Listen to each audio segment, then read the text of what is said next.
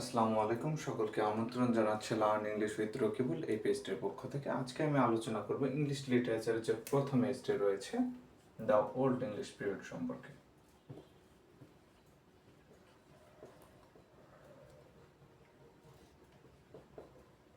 The old English period, এই এজটির duration হচ্ছে 450 থেকে 1066 সাল পর্যন্ত। তাহলে দ্য ওল্ড ইংলিশ পিরিয়ডের ডিউরেশন হচ্ছে 450 থেকে 1066 সাল পর্যন্ত। এর মধ্যে আমরা একটু কিছু ব্যাকগ্রাউন্ড দেখে নিই। তাহলে যে পঞ্চম শতকে জার্মানি থেকে কয়েকটি উপজাতি বা ট্রাইবস আসে। তারা হচ্ছে অ্যাঙ্গলস, স্যাক্সনস এবং জিউস। এরা এসে বর্তমান যে ইংল্যান্ডটা আসছে সেই ইংল্যান্ডকে দখল করে নেয় এবং ইংল্যান্ডের নামকরণ করে অ্যাংলোল্যান্ড, এবং পরবর্তীতে এই নামটি পরিবর্তিত হয়ে বর্তমান ইংল্যান্ড নাম ধারণ করা হয়। এবং এই যে অ্যাঙ্গল, স্যাক্সন এবং জোট, এই যে জাতিগুলো আসলো, এদের সকলকে একত্রে বলা হয় অ্যাংলো স্যাক্সন। এই তিনটি জাতির সমন্বয়কে বলা হয় অ্যাংলো স্যাক্সন। এই জন্য দ্য ওল্ড ইংলিশ পিরিয়ডের আমাদের আরেকটি নাম আছে, এই জন্য এই এজটিকে বলা হয় অ্যাংলো স্যাক্সন পিরিয়ড। তখন ওল্ড ইংলিশ পিরিয়ডের আরেকটি নাম হচ্ছে অ্যাংলো স্যাক্সন পিরিয়ড। এই যে পঞ্চম থেকে এই যে ফিফথ থেকে সেভেন্থ সেঞ্চুরি, পঞ্চম থেকে সপ্তম শতাব্দীতে বর্তমানে ইংলিশ ল্যাঙ্গুয়েজটা যে পর্যায়ে আছে এই পর্যায়ে আসলে ছিল না। এই পঞ্চম থেকে সপ্তম শতকে ইংলিশ ল্যাঙ্গুয়েজ ছিল সাধারণ মানুষের মুখের ভাষা। বিভিন্ন ধাপে ধাপে পরিবর্তিত হয়ে পরবর্তীতে এটি একটি প্রমিনেন্ট ল্যাঙ্গুয়েজে পরিণত হয়েছে। এখন এই যে আমরা দেখব যে অ্যাংলো স্যাক্সন পিরিয়ড বা ওল্ড ইংলিশ পিরিয়ডে যে কিছু কিছু ওই সময় বিখ্যাত লেখক ছিলেন, সেই লেখকগুলোকে আমরা এখন দেখব এবং তারপর এখানে কি কি প্রমিনেন্ট আমরা লেখা পাবো সেগুলো নিয়ে আসলে আলোচনা করা। আমরা যদি ওল্ড ইংলিশ পিরিয়ডের দিকে তাকাই তাহলে কিছু প্রমিনেন্ট আমরা রাইটার দেখতে পারি। তো আমরা যদি লিখেছি ইম্পর্টেন্ট রাইটার্স,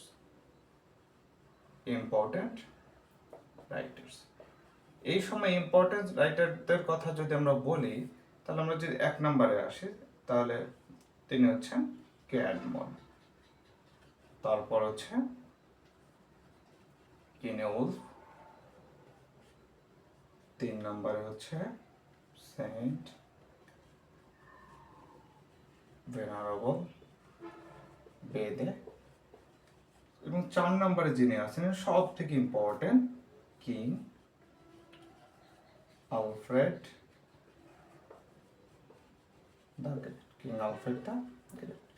তাহলে এই যে 4 জন প্রমিনেন্ট লেখক ছিলেন তাদের সম্পর্কে আমরা এখন কিছু কিছু অল্প করে তথ্য দেখব।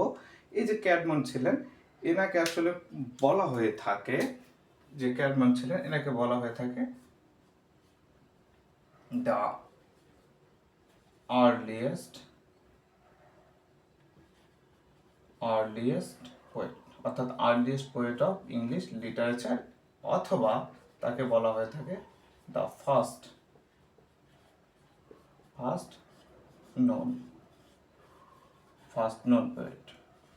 known poet of English literature।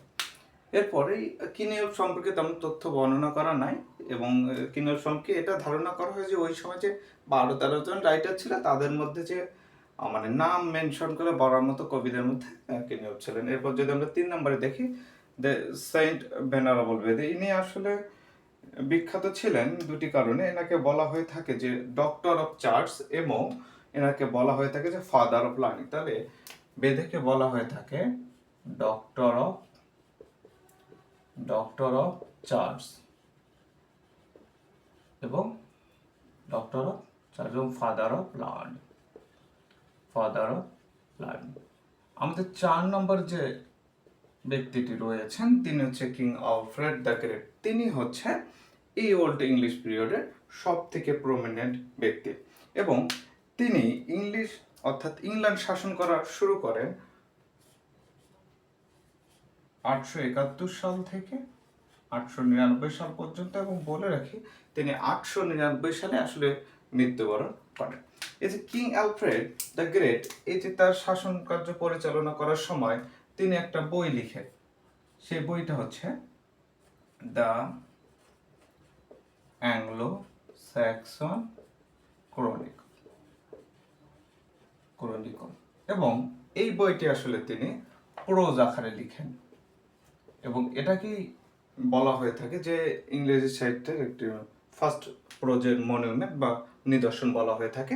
এই যে কিং অ্যালফ্রেড দ্য গ্রেট যে অর্থাৎ দ্য অ্যাংলো স্যাক্সন ক্রনিকলটা লিখেছেন প্রোজের জন্য, এই জন্য কিং অ্যালফ্রেডকে বলা হয় ফাদার অফ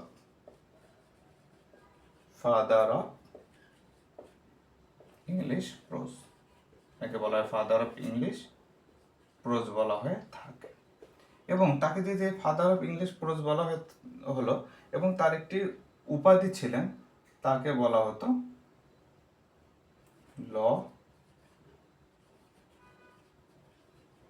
ল গভর্নিং, তাকে বলা হয়ে থাকতো দ্য ল গভর্নিং, অর্থাৎ আইনের শাসক বলা হয়েছিল।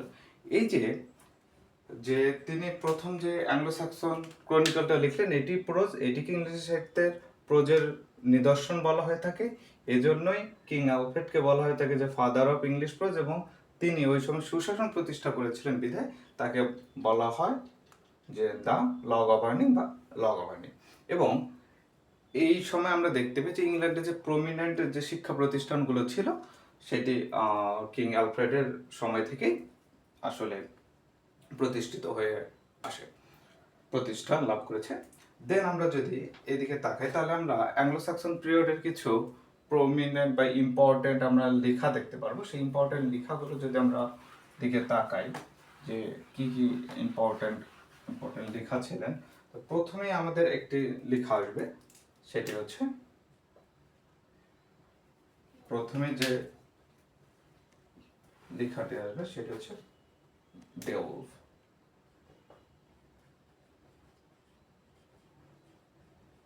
প্রথমে যে লেখাটি আসবে সেটা হচ্ছে বেওলফ। 2 নম্বরে যে লেখাটি আছে, বা আমরা যদি দেখি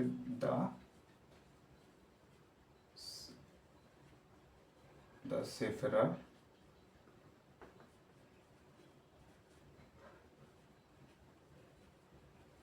the wanderer,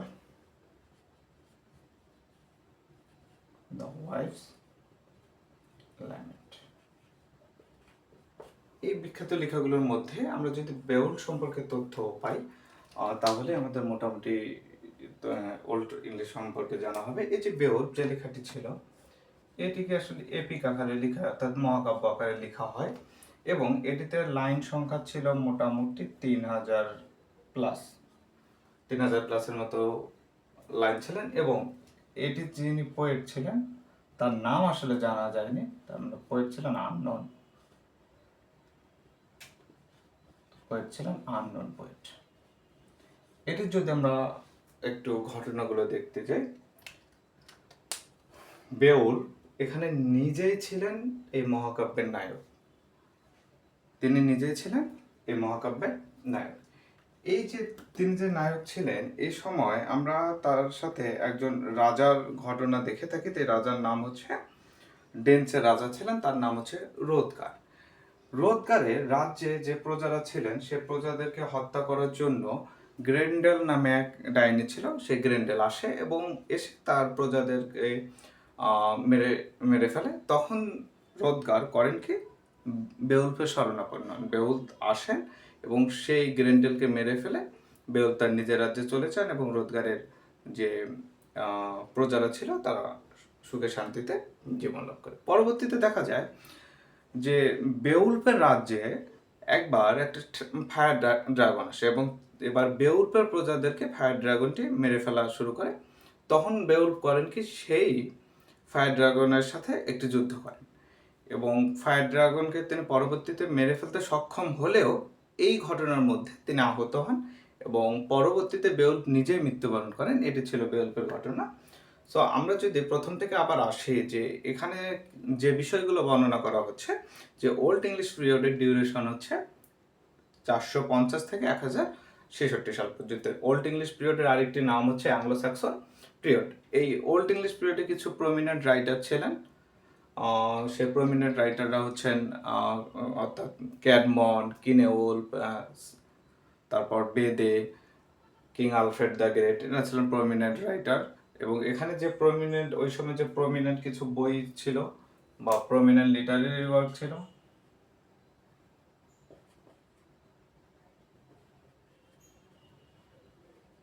prominent literary works, সেই প্রমিনেন্ট লিটারেরি ওয়ার্কসের মধ্যে আমরা দেখেছি যে বেউলফ আছে, দ্য সিফরার আছে, দ্য ওয়ান্ডারার আছে, দ্য ওয়াইল্ড ল্যাম্বট আছে। আমরা বেউলফের ঘটনাটি বলেছি, এটি একটি মহাকাব্য। বেউলফ নিজেই এই মহাকাব্যের সেন্ট্রাল ক্যারেক্টার ছিলেন। এখানে লাইনের সংখ্যা ছিল 3000 এবং বেউলফ কে লিখেছেন এটি আসলে জানা যায় না। এবং বেউলফ সম্পর্কে আরেকটি তথ্য দিই, এটিকে বলা হয়ে থাকে দ্য ফার্স্ট